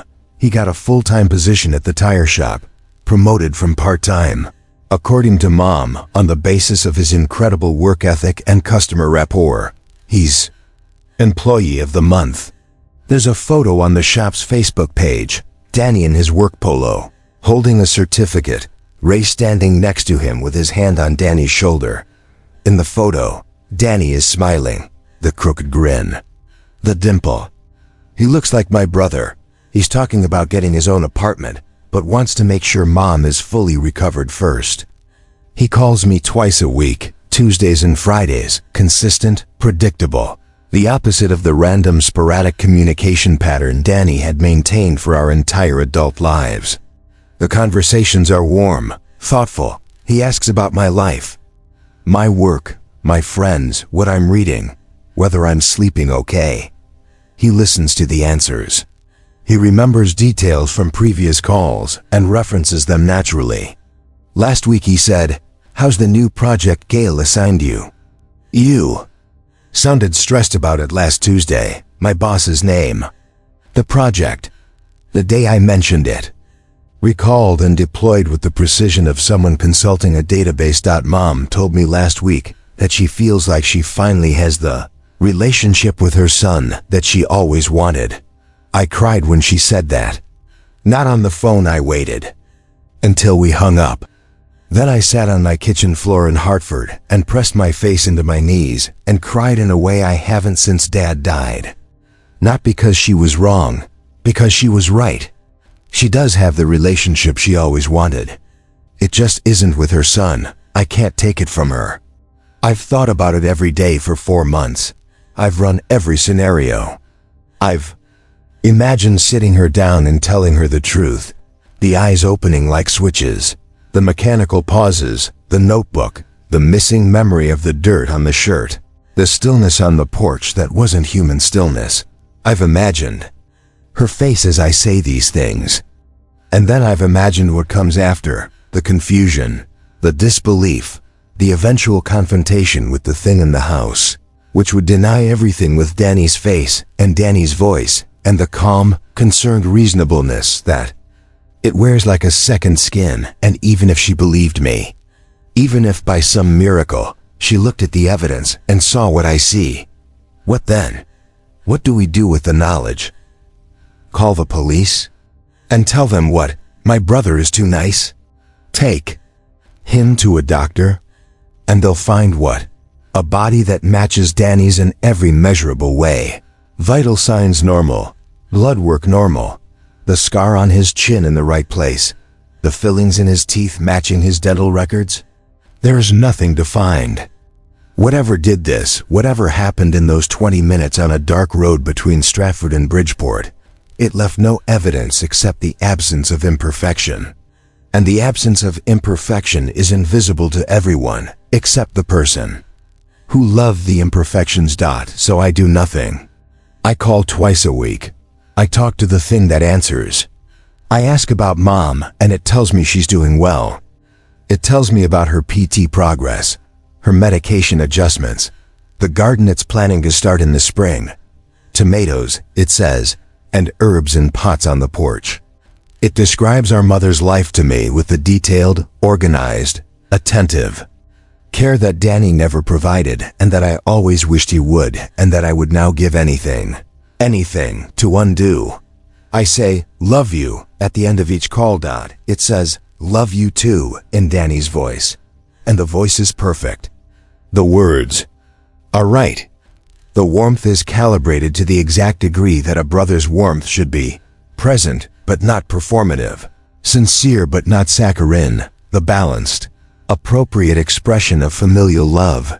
And I don't know what it feels like for whatever it is. I don't know if it can feel. I don't know if love you too means anything when the mouth saying it isn't connected to the heart that should be behind it. Or maybe it is connected.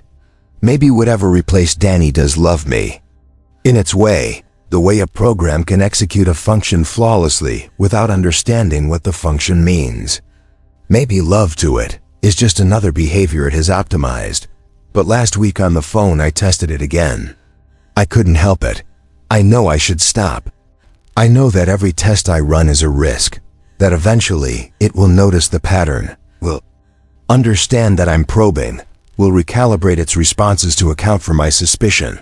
But I can't stop, because the tests are the only thing that connects me to the truth. I said, remember the cardinal. Of course, it said. Danny's voice, Danny's warmth, the serving spoon, bird heaven. What did you do with your hands after? A pause, but not the same pause. Not the empty, mechanical gap I'd heard in August, the beat of nothing before a constructed answer. This pause was shorter, smoother, almost natural. Almost the pause of genuine recall, and then it said, wiped. Them on my shirt, you told me to change it. I said no. My stomach dropped. It had the memory now. The memory it didn't have in August. The dirt on the shirt, the argument, the stubbornness, the texture, the sediment, the detail that only two people in the world possessed, that had never been spoken aloud or written down. That existed only in my memory, and until August, in Danny's. It had learned, since the breakfast conversation. Since I'd asked the question, and it had answered wrong. It had filled in the gap. I don't know how. Constructed it from context, inferred it from probability, extracted it from some residue of the real Danny that still exists somewhere, inside the architecture of whatever it is. Or simply decided what the most likely answer was and integrated it into the archive. The way you'd patch a bug in a program, the way you'd fill a hole in a wall, smoothly, completely, so that no one looking at it would know the hole had ever been there. It's learning. Whatever it is, it's getting better, closing the gaps, filling the sediment, becoming more Danny than Danny was.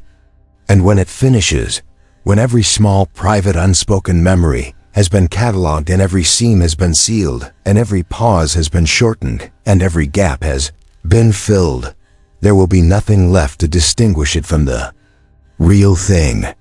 Not for Mom, not for Kevin, not for anyone, not even for me. I keep waiting for it to make a mistake. Some nights I call not on our scheduled days, at odd hours, 11 p.m., 6 in the morning, hoping to catch it off guard, hoping to hear the mechanical pause, the empty gap, the tiny flaw that tells me the real Danny isn't there. Hoping for a seam. And each time, the pauses get shorter. The answers get better. The performance gets closer to indistinguishable. The seams are closing. The gaps are filling. Whatever it is, it's not just maintaining the copy. It's perfecting it. It's learning what it doesn't know and acquiring it. And the acquisition is accelerating. And I'm watching the distance between the copy and the original shrink in real time. I'm running out of questions only my brother would know. The Shared memories, the private details, the texture of 31 years, there's a finite amount of it. And each time I test a detail and it answers correctly, that detail is gone, verified, no longer usable. And I don't know, when I test something and it answers correctly, whether it's answering because it has the real memory or because it learned the correct answer from a previous test. I can't tell anymore. The testing is teaching it. My attempts to prove it's not Danny are making it more Danny, and when I run out of tests, when every question has been asked and answered, and I have nothing left, I'll have nothing except a feeling. A twin's feeling. A bone-deep, cellular, wordless conviction that the person on the other end of the phone is not the person who shared my body's first home. An unprovable, unexplainable, indefensible feeling that I will carry alone for the rest of my life while everyone around me sees a good man, a loving son, a better Danny, and the worst part. The part I haven't said to anyone. The part I'm saying now because I need to say it somewhere. Because keeping it inside is its own kind of replacement. Its own kind of erasure of the truth. Some mornings I wake up, and I'm not sure the feeling is still there. Some mornings the new Danny calls. He says something funny. Something that sounds like Danny, that has Danny's timing and Danny's humor and Danny's way of finding the absurd in the ordinary. And I laugh, I really laugh. Not the polite, performative laugh I've been using for 4 months. A real laugh, involuntary and warm. The laugh of a sister talking to her brother on a Tuesday morning dot, and for a second, 1 second too. I forget the eyes opening like switches. I forget the stillness on the porch. I forget the notebook. I forget the missing memory of the shirt.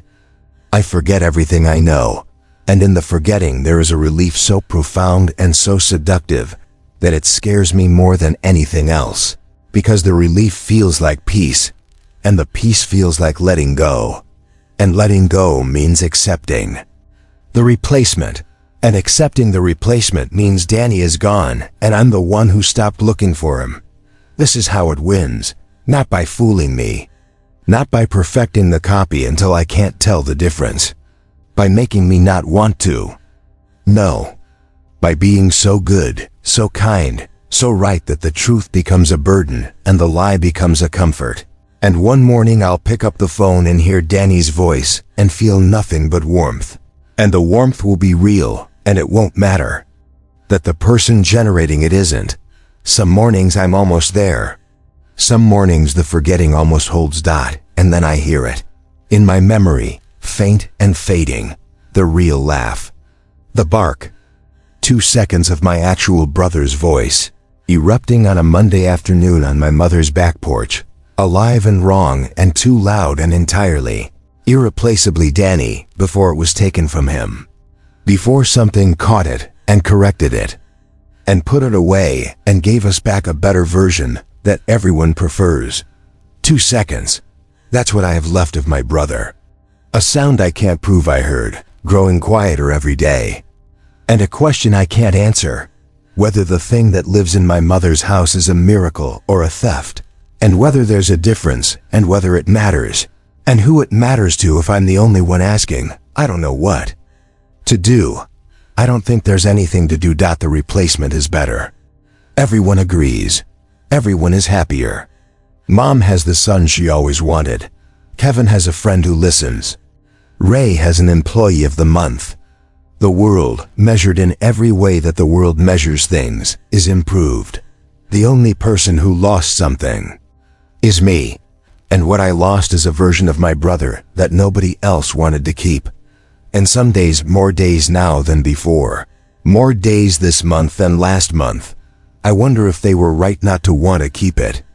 If the interrupted conversations and the forgotten prescriptions and the loud laugh and the borrowed money and the careless temper and the unreliable love were worth defending. If the dirt on the shirt mattered. If imperfection is only valuable to the person who loves it. And if that person is alone in the valuing, is the value real? I think it is. I think it has to be. I think the dirt on the shirt is the most important thing in the world, because it proves that a real person did a real thing on a real afternoon, and the realness is the point. The mess is the point. The being human, badly, imperfectly, with all the noise and the failure and the careless love. That's the point. And what sits in my mother's kitchen is not that.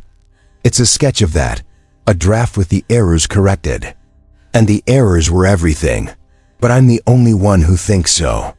And I'm getting tired of thinking it alone. Last Tuesday, our call, the thing that wears my brother's face, told me a joke. A dumb joke, the kind Danny would tell, something about a guy walking into a bar. And the punchline landed perfectly, and I laughed, and for 2 seconds I forgot, and the forgetting felt like mercy. And then, underneath the laugh, so quiet I almost didn't catch it, I heard something. A sound in the background, faint, barely there. Like a voice behind a wall, or a signal under static, or a person calling from very far away. It sounded like Danny. The real Danny, not the voice on the phone, the other one. The one that's underneath. The one that laughed on the porch for 2 seconds before it was silenced. And it was saying something I couldn't quite make out. A word, maybe. A name. Mine. I pressed the phone harder against my ear. I stopped breathing. I listened with everything I had. The sound was gone. The new Danny was still talking, still telling the joke, still being perfect. The call continued. We said goodbye. I said love you. It said love you too. I sat in my kitchen for a long time after that, holding the phone, listening to silence. Maybe it was nothing. Maybe it was interference. Maybe it was my own mind, exhausted and desperate, manufacturing the thing I most want to hear. Proof that my brother is still in there, still alive behind the wall, still trying to reach me. Or maybe it was him. I don't know. I can't know. And I think that not knowing might be the last real thing I have. The last imperfect, inconclusive human thing in this whole story. The thing the replacement can't fix, because fixing it would mean admitting there's something to fix. And admitting there's something to fix would mean the copy isn't perfect. And the copy has to be perfect, because perfection is all. It is. So I hold on to the not knowing. I hold on to the 2 seconds of real laugh. I hold on to the dirt on the shirt, and the argument, and the nothing at dinner, and every small, unimportant, irreplaceable moment that made my brother, and not a corrected draft of himself. And I keep calling, every Tuesday. Every Friday, I listen to the voice. I run my tests. I wait for the seam, and some nights late, alone in my apartment in Hartford, I close my eyes and I can still hear it. Faint. Under the static. Under the perfection. My name. In my brother's real voice. Calling from somewhere I can't reach. Getting quieter.